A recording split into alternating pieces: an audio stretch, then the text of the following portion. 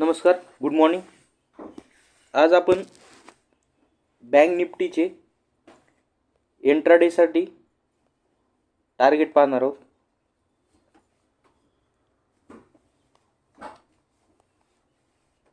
Okay, तुम्ही पाहू शकता बँक निफ्टी एका ट्रेंडवरती येऊन थांबलेली, लक्षात ठेवा. आणि बँक निफ्टीमध्ये आपल्याला अशा पद्धतीने दोन ट्रेंड दिसत आहेत. एक जो ट्रेंड आहे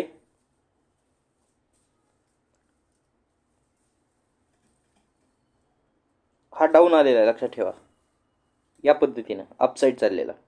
आणि जो एक ट्रेंड आहे हा लॉंग टर्ममध्ये रेजिस्टन्सचं काम करत आहे. आपल्यासाठी ही जी लेवल बनत आहे ही खूप इम्पॉर्टंट आहे. ही जर लेवल बँक निफ्टीनं ब्रेक केली तर लक्षात ठेवा बँक निफ्टीमध्ये 1000 ते 2000 पॉईंटची मुवमेंट बनवू शकते. आता तर ती लेवल कुठली तर लक्षात ठेवा, तर लेवल आहे 47,600.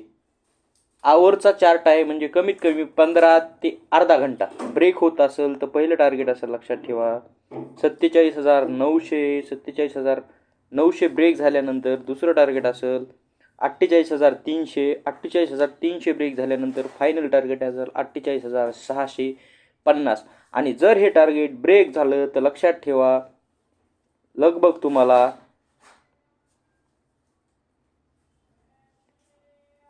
आपल्याला 49,300 पर्यंतचा मुवमेंट दिसू शकतो. मला हा जो चार्ट इम्पॉर्टंट वाटला, यासाठी मी जस्ट 2 मिनिटाचा व्हिडिओ बनवला. तुम्ही स्वतः अभ्यास करा, तुम्हाला काय वाटतं त्यानुसार बाईंग सेलिंग करा. मी बाय सेल यासाठी कुठलाही व्हिडिओ बनवत नाही. तुम्हाला फक्त नॉलेज यावा, चार्ट शिकता यावा.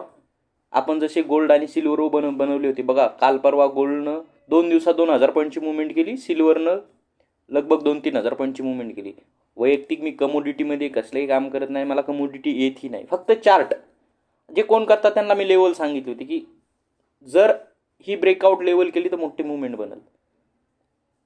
अगदी बँक निफ्टीमध्येही ती सांगतोय की ही लेवल मला इम्पॉर्टंट दिसती, जर ब्रेक झाली तर फायर आहे. थँक्यू. स्वतः शिका आणि कमवा.